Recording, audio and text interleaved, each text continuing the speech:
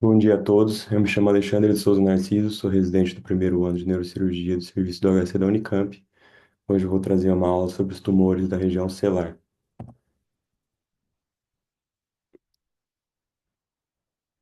Então, apenas uma introdução sobre eh, a parte da região celular.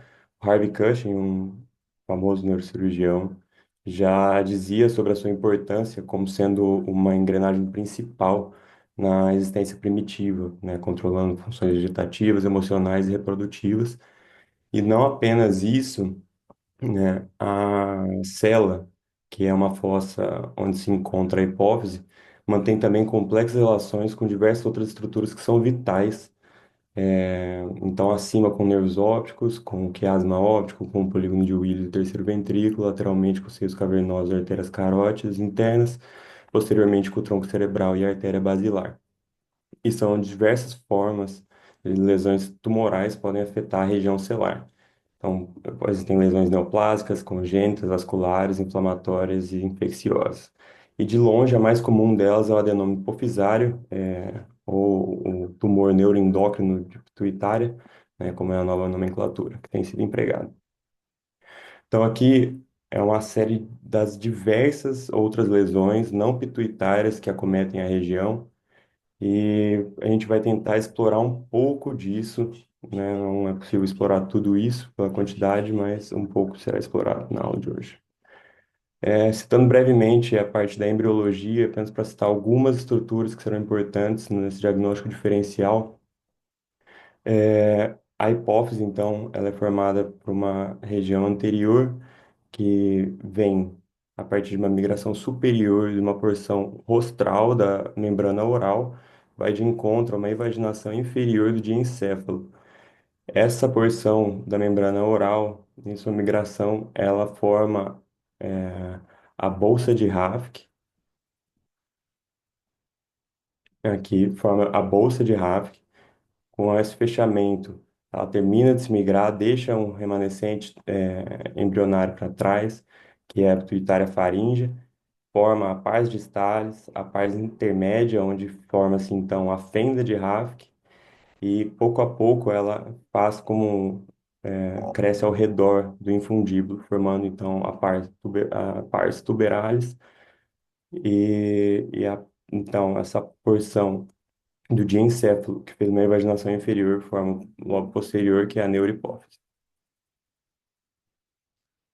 É uma visão anatômica superior, aqui é a hipófise dentro da célula, com a haste hipofisária, mostrando suas diversas relações, com as diversas estruturas ali da região.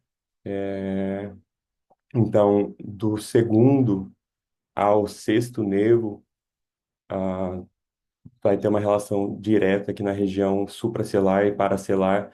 A carótida interna vai estar na região, além de diversos seios, né? O seio cavernoso, o seio esfenoidal.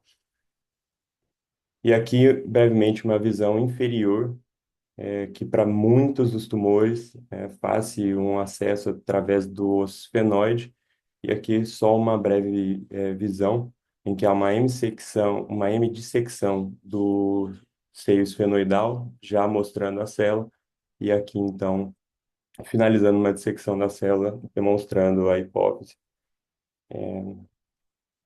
Importante também a gente citar a fisiologia da hipófise, ela, na sua porção anterior, na adenohipófise, ela produz hormônios a partir de um estímulo hipofisário, e na sua porção posterior, na neurohipófise, ela armazena hormônios que são produzidos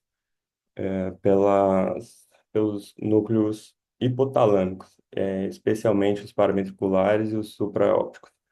Aqui não vou destrinchar um por um do eixo hipotalâmico, hipófise e órgão efetor, mas gostaria de citar sobre a prolactina, que tem como um estímulo positivo à sua produção a tireotrofina, e como estímulo negativo à sua produção, né, um estímulo inibitório, os fatores inibitórios da liberação de prolactina, sendo o principal dele a dopamina. Então, isso vai ser importante para a gente entender depois sobre as situações de aumento patológico da prolactina. Lembrando que essa dopamina vai vir através da haste hipofisária da região do hipotálamo. Então, o quadro clínico dos tumores celares, de maneira geral, ele vai ser um quadro de cefaleia com ou sem hipertensão intracraniana pelo efeito tumoral. Vai ter a situação das alterações visuais, tanto pelo acometimento do segundo par, com redução dos campos visuais, como da acuidade visual, mas em alguns casos também com oftalmoparesia, por acometimento do terceiro, quarto e sexto nervo. E há também as alterações endocrinológicas, seja por uma síndrome de hipersecreção ou por uma insuficiência hormonal, e também disfunções hipotalâmicas. Então, os sintomas endocrinológicos eles vão variar conforme a lesão e sua localização. Adenomas secretores vão cursar com uma síndrome hormonal específica daquele hormônio em excesso, mas também podem cursar como os não secretores, que geralmente apresentam um hipopituitarismo, mas geralmente cursam com com uma leve hiperprolactinemia, já que fazem compressão da haste e pela não chegada da dopamina, então não há aquele estímulo inibitório à produção da prolactina, como eu havia citado. E outras lesões também podem cursar com disfunção hormonal e o quadro é diverso, né? Em crianças pode haver atraso do desenvolvimento, leve prolactinemia, diabetes insípidos, sendo que o diabetes insípidos geralmente é bastante sugestivo de lesões supra ou paracelares. Então, na avaliação do paciente em que há suspeito de uma lesão celular, primeiro é feita uma avaliação geral do paciente, que é um paciente que pode estar cursando com alguma síndrome deficitária de hormônio, gerando alguns sintomas graves, seja dentro de um quadro de insuficiência adrenal ou um hipotireoidismo grave. Esse também é uma avaliação neurológica. É importante a avaliação oftalmológica. Na avaliação radiológica, podemos lançar mão de diversos exames. Em geral, o exame padrão ouro para o diagnóstico acaba sendo a ressonância mesmo, e também uma avaliação hormonal com a prolactina diluída, né, que é para fugir do efeito gancho, em que há uma falsa redução da prolactina. O ACTH, cortisol em jejum, TSH, T4 livre, GH e GF1, FSH, LH, que pode ou não ser complementado com testosterona e estradiol. As características radiográficas, a adenopause normal, ela geralmente é isointensa, a substância branca. Já a neurohipófise, ela parece brilhante, né? O bright spot, pela presença de fosfolipídios. Após a infusão de gadolínio, a glândula e a haste apresentam um aumento na sua intensidade em T1, e já partindo um pouco para o diagnóstico diferencial dos tumores, em 94 a 100% dos casos, os adenomas eles aumentam a célula, ao passo que até 50% das massas não adenomatosas aumentam ela. Então, o não aumento da célula já sugere uma lesão não hipofisária. E também falando sobre a tomografia, que ela, apesar de não ser o padrão ouro de forma geral, ela apresenta vantagens sobre a ressonância na avaliação de calcificação e da anatomia óssea. Então, aqui é uma ressonância em T1 normal, mostrando a adenohipófise e a haste isointensa, substância branca, e a porção da neurohipófise, né, com esse aumento normal de sua intensidade, né, que é o bright spot. E aqui, após a infusão de gadolínio, em que há um realce homogêneo aí da glândula e da haste. Então, já entrando agora nos tumores, o primeiro e mais comum é o adenoma hipofisário. É o terceiro tumor cerebral primário mais comum, ficando atrás dos gliomas e meningiomas. Tem um pico de incidência entre a quarta e sétima décadas de vida. Em pacientes mais jovens costumam ter tumores secretores e os mais velhos costumam ter não secretores. Ela é classificada a partir de quatro vias, então ela é classificada a partir de sua clínica e do tumor que é liberado, então se ela é secretora ou não secretora e qual hormônio ela secreta.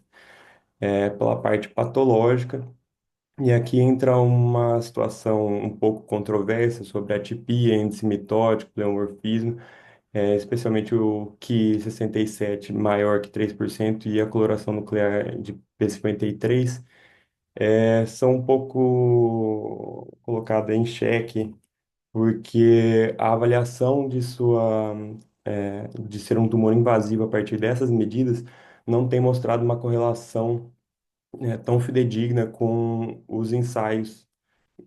Então, muitas vezes tumores que não têm comportamento invasivo acabam tendo essas características que são tipicamente invasivas, e tumores que são invasivos acabam não tendo. Atualmente, a RUA, ou a Organização Mundial da Saúde, traz 5 tipos aí, então, patológicos que costumam cursar com comportamento agressivo, que seria o adenoma somatotrófico esparsamente granulado, corticotrófico silencioso, os lactotróficos quando em homens, os pluriormonais e o adenoma de células de Krupp. Tem também classificação genética, em que certas síndromes elas acabam predispondo a formação de adenomas junto a outros tumores, algumas vezes neuroendócrinos também, mas não necessariamente. E, por fim, a classificação de imagem, que existem basicamente duas aí principais, que é a de Hard modificada e a CNOSP. Então, aqui mostrando como atualmente é feita essa classificação histológica dos tumores, né, a partir aí de de um fluxo da linhagem celular, do tipo de fator de transcrição que a célula tem, é, do tipo de imunohistoquímica, e aí, por fim, então, da avaliação histológica, somando-se a esses fatores, então, de fator de transcrição e em relação à imunohistoquímica. Então, é bastante diferente, né, do que já foi historicamente, em que era feito o diagnóstico a partir de acidófilo, basófilo e cromófilo. Hoje nós temos já um- uma diferenciação histológica dos adenomas bastante avançada, né, neste quesito. Então, aqui é a parte da classificação de imagem.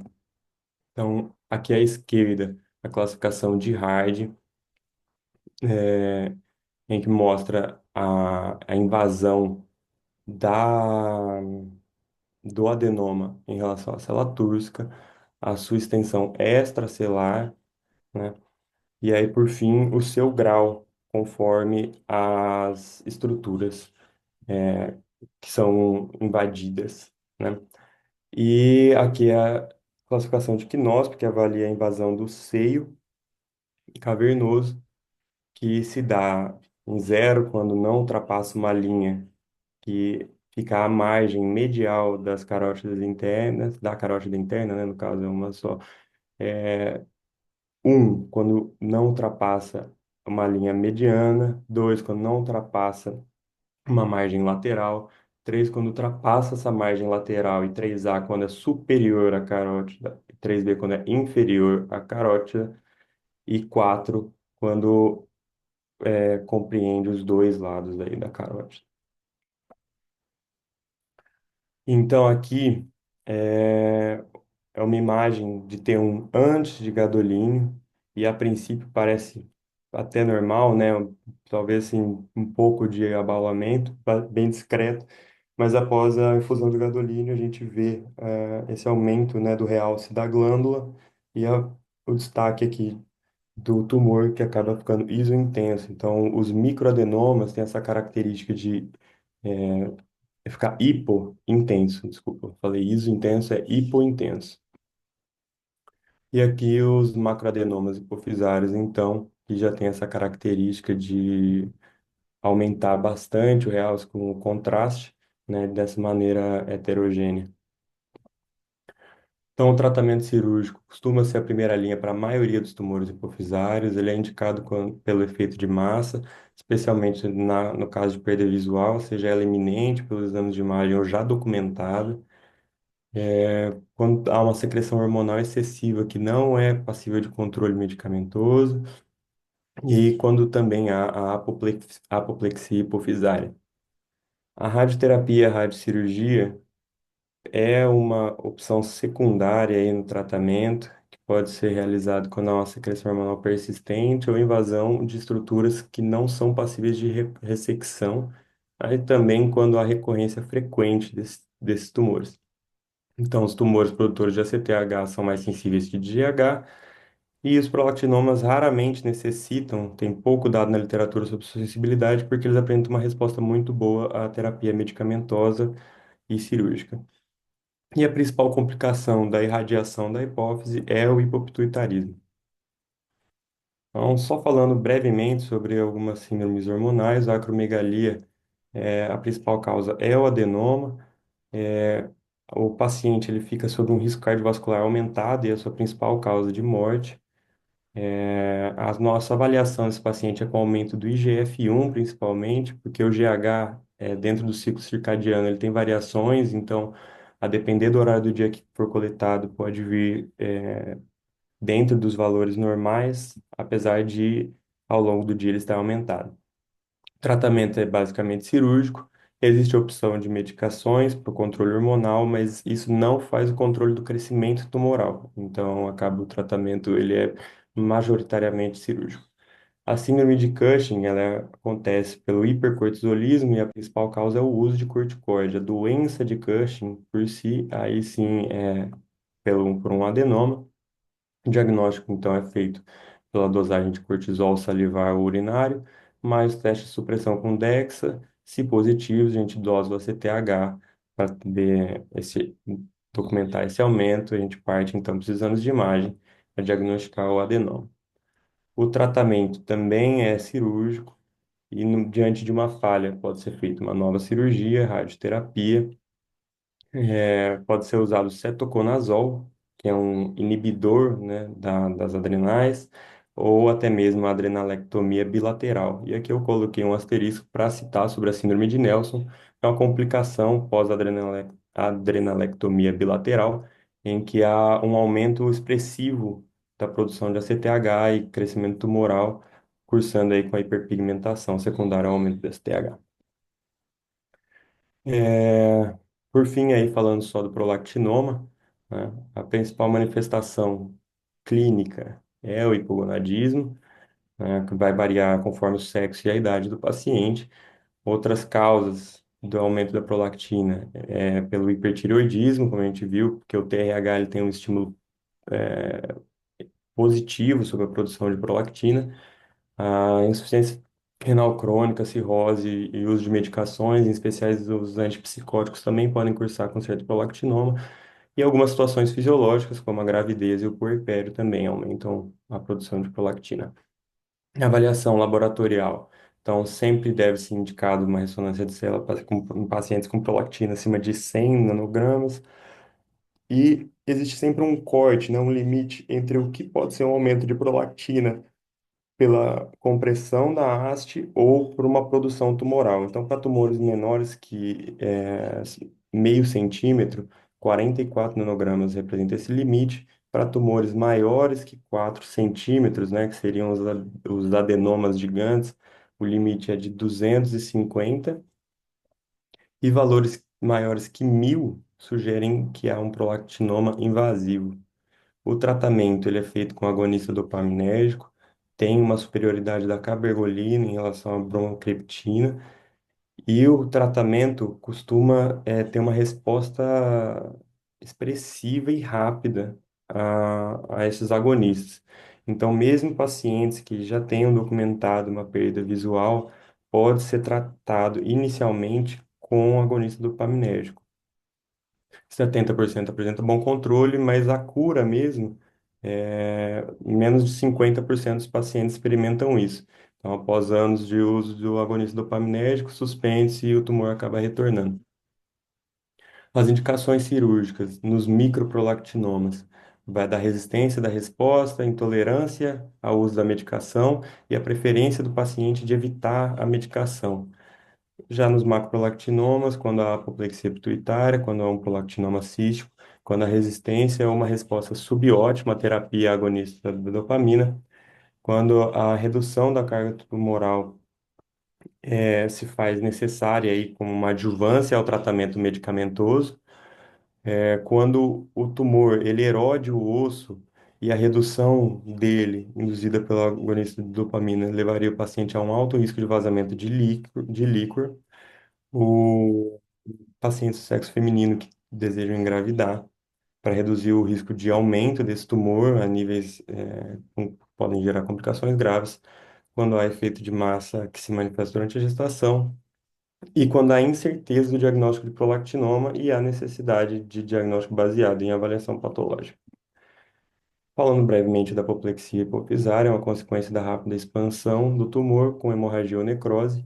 Geralmente se apresenta com cefaleia, déficit endocrinológico ou neurológico.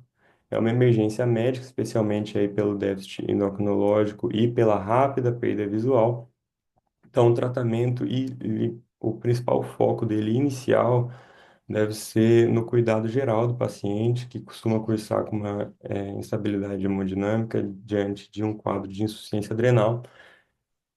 O aumento dele também pode comprimir as estruturas do terceiro ventrículo, acabar causando uma hidrocefalia, e nesse caso seria indicado DVE. Quando há uma perda visual significativa e rápida, a necessidade de descompressão transfenoidal dentro de 7 dias. Mas se o paciente ele está assintomático ou oligossintomático, essa cirurgia até pode ser tardia. Então, aqui uma imagem de uma apoplexia hipofisária. É, a imagem clássica, então, é esse realce ao redor da lesão, né, com esse centro necrótico.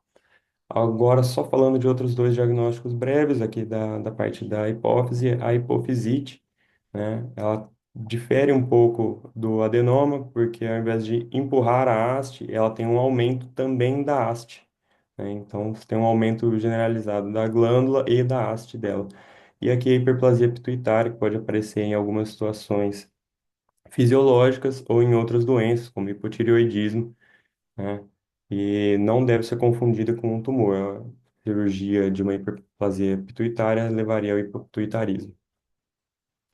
Falando brevemente do meningioma, não vou entrar no mérito dele, apenas dar algumas dicas na parte do diagnóstico diferencial.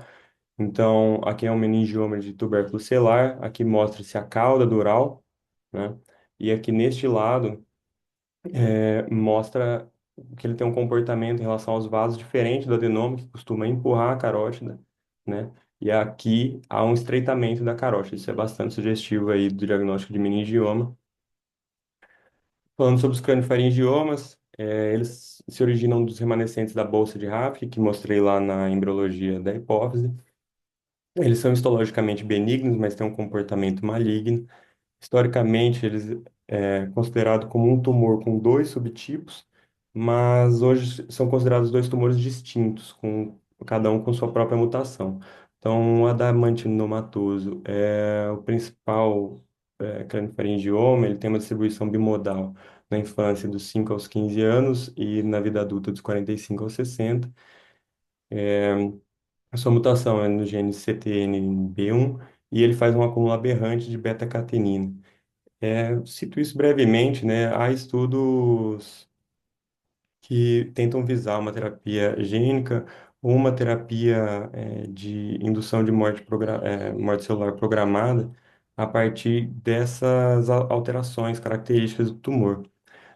E o papilar, 95% dos casos vão ter uma mutação BRAF V600E, e a idade média é entre 40 e 55 anos. Aqui, o papilar, apesar dele ser característico da fase adulta, o adamantinomatoso ainda é mais comum nas duas fases, né, nessas duas fases de pico, né, de incidência. E o tratamento é complicado nesse sentido, né, e por isso há muito estudo em direção a uma terapia gênica, porque a ressecção total, ela apresenta uma alta morbidade, né, ao passo que uma ressecção limitada com ou sem radioterapia, né?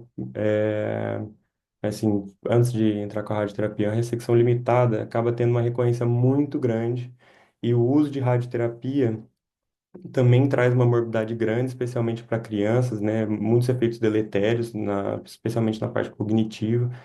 Então, o tratamento cirúrgico, ele acaba sendo recorrente na vida do paciente com craniofaringioma e a cada cirurgia há um aumento da morbidade desse paciente. Então, aqui é a imagem do adamantinomatoso, né, que é um tumor aqui supracelular, uma característica bastante heterogênea, cística e com calcificações. Já o papilar, ele tem esse aspecto mais arredondado, essa cintura formada pelo diafragma maxilar, e ele não tem esse componente cístico, heterogêneo tão marcante quanto o adenomatoso. Os cistos da bolsa de Hafk também são remanescentes da bolsa de Hafk. A sua parede ela é de uma única camada de células epiteliais, seu conteúdo é variável. A maioria dos pacientes é assintomáticos, quando tem sintomas, cefaleia, distúrbios hormonais, aqui cursam mais com diabetes insípidos que os adenomas, os distúrbios visuais pela compressão do quiasma. E aí a indicação deles de cirurgia é basicamente pelos sintomas. Então, os sintomas geralmente são drenados e há essa estratégia de fenestração do cisto para diminuir sua recorrência. Então, aqui a imagem do cisto, né? Às vezes ele pode ser iso-intenso ao líquor e não confundir ele com cisto aracnoide, né? É importante fazer esse diagnóstico diferencial, especialmente aí pela parede dele, né, que tem essa captação de gadolinho. Aqui também forma, né, aquela cintura ao passar pelo diafragma da célula. Aqui uma breve diferenciação do craniofaringioma dele, então. é, Então, basicamente, ele tem uma parede do cisto mais fina. O tratamento, ele geralmente é só uma excisão parcial. O seu conteúdo, ele é mais variável aí do que o craniofaringioma, costuma ter os colesterol, que costuma ser os cristais de colesterol. E a sua disposição, né, a sua parede é feita por uma única camada de células cuboides, né, enquanto há um epitélio escamoso estratificado no caso do craniofaringioma. Os tumores de células germinativas, então, 80 a 90% deles ocorrem na linha média, geralmente supracelares e ou pineais. São mais comuns no sexo masculino, mas na região celular é mais comum no sexo feminino. Há um pico de incidência aí na fase da pré-adolescência. O germinoma é um tumor maligno de células germinativas primitivas. Ele costuma ter um prognóstico melhor que os não germinomas. E então, nos não germinomas, há toda essa lista, né, do carcinoma embrionário, corocarcinoma, tumor do saco vitelínico, teratoma, maduro ou não, né, ou imaturo, ou com malignidade.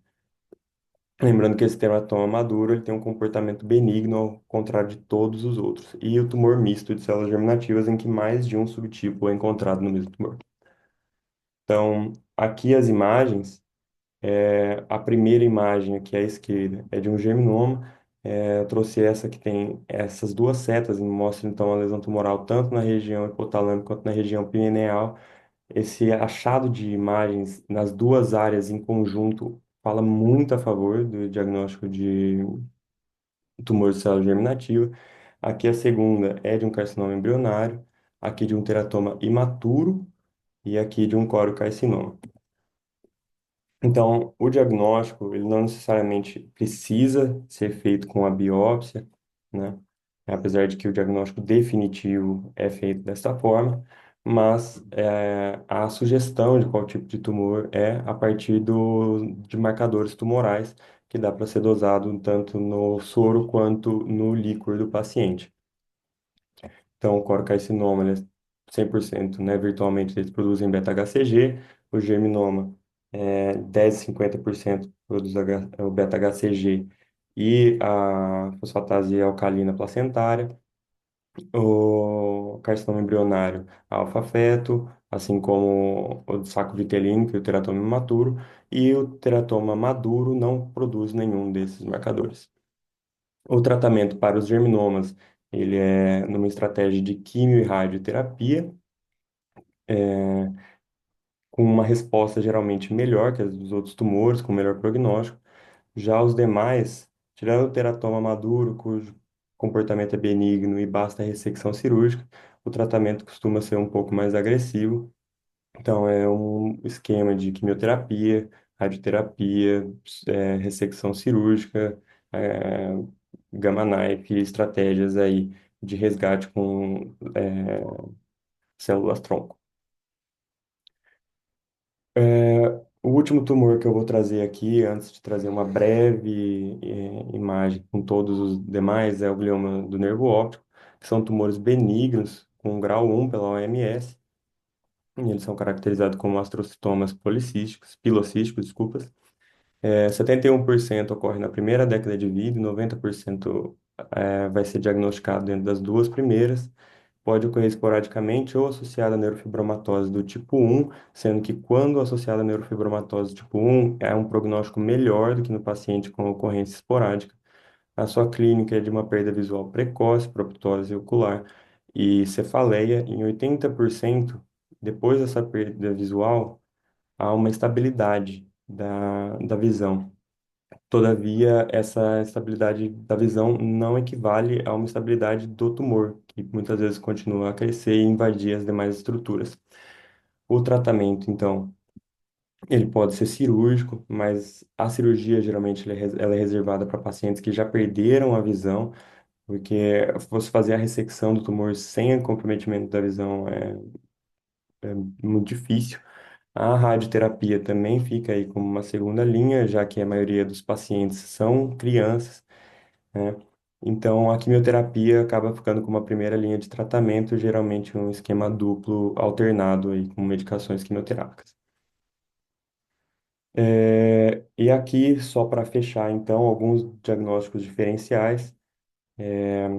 Aqui nós temos um oncostoma de células fusiformes, né? Que é um tumor não neuroendócrino da hipófise, né? Da neurohipófise. Aqui a diferença radiológica é basicamente uma maior afinidade ao contraste, então ele tem um aumento do realce precoce com a administração do gadolínio em relação ao macroadenoma. Aqui o pitucitoma, cuja imagem é bastante similar do macroadenoma. Aqui que é o caso de metástase, né? Elas costumam acometer mais a neurohipófise do que a hipófise, costumam cursar aí com bastante diabetes insípidos. Os principais sítios de metástase para a região celular, né? Para a região da hipófise, da mama e do pulmão. Aqui é um cisto epidermoide, né, que tem uma baixa captação pelo contraste e em imagem de difusão há uma restrição de difusão. Aqui é um cordoma clival, né, aqui tem um achado de imagem de um cisto aracnoide nesse mesmo paciente. O que eu queria mostrar é aqui, né, que é um cordoma clival, que há esse sinal hiperintenso em T2, né, característico aí então do tumor. Aqui é um aneurisma gigante do complexo comunicante anterior, né, também ocupando aí a região da célula e causando efeito tumoral na região. Aqui é a histiocitose, né, uma condição inflamatória. Eu trouxe essa imagem que não destaca muito a- o efeito de massa da histiocitose em si, mas traz um achado radiológico característico dela, que é a perda do bright spot, né, da neurohipófise. Então, aquela região, né, posterior hiperintensa, ela acaba ficando isointensa com o restante. E aqui o último, a sarcoidose, que há então esse edema tanto da glândula quanto da região da haste com hipersinal. Essas foram as referências bibliográficas que eu usei. Muito obrigado.